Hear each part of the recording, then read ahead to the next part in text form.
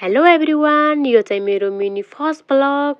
पसलबाटै room जाँदै गर्दा एउटा कस्मेटिकमा पसेँ अनि मलाई एउटा फेस वास लिनु थियो। मैले एउटा फेस वास नि लगेँ अनि त्यसपछि म आफ्नो रुमतिर फर्केँ।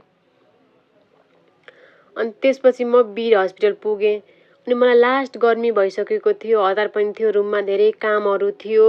अनि त्यसपछि असिन पसिन भएर लास्ट गाह्रो भएको थियो। अनि यता साइडमा कुकुरहरू सुतेको देखेँ अनि मलाई कुकुरहरू सुत्दाखेरि भिडियो बनाउने मन लाग्यो अनि मैले भिडियो बनाएँ। अनि साइडमा गाडीहरू रोकिरहेको थिएँ।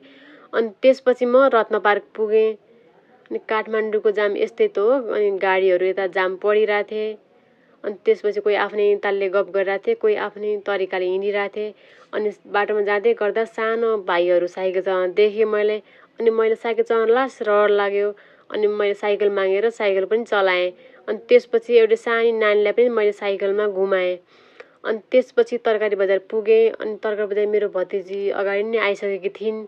अनि तरकारी के लाने भनेर हेरेको, के लाने जस्तो लाग्यो। तरकारीहरू केही थिएन रुममा, सब सकिएको थियो। अनि त्यसपछि हामीले आलु पनि थिएन रुममा। अनि त्यसपछि हामीले आलु पनि छान्यौँ। अनि त्यसपछि हामीले साउबालाई हिसाब बुझायौँ।